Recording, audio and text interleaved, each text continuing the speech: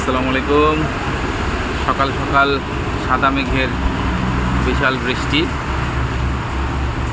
দোকানে বসেই বৃষ্টি দেখতেছি, অনেক ভালো লাগতেছে। আসলে বৃষ্টি কিন্তু সবসময় আশীর্বাদ হয়েই কিন্তু আসে।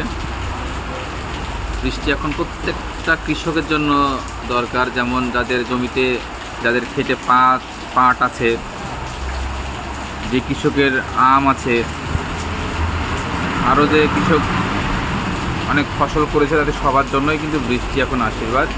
বিশেষ করে আম চাষিদের জন্য, কেন এখন বৃষ্টি হলে আম কিন্তু তত্তর করে বড় হয়ে যাবে। আর এই বৃষ্টির পরে কিন্তু মূলত রোদ দরকার। রোদ হলে কিন্তু আমের টেস্ট অনেক বেড়ে যায়। বৃষ্টি জিনিসটা ভালো, তবে এটা লেগে থাকা কিন্তু আবার আমের জন্য খুব ক্ষতিকর।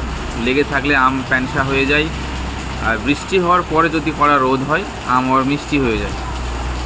আল্লাহ তাআলা সবসময় আমাদের ভালো কথাই চিন্তা করে। উনি ভালো করেই জানেন কোনটা করলে আমাদের জন্য ভালো হয় বা ভালো হবে। উনি সেটাই করতেছেন, সেটাই সবসময় করেন। তো আমাদের বলে তো আসলে কোনো লাভ নাই।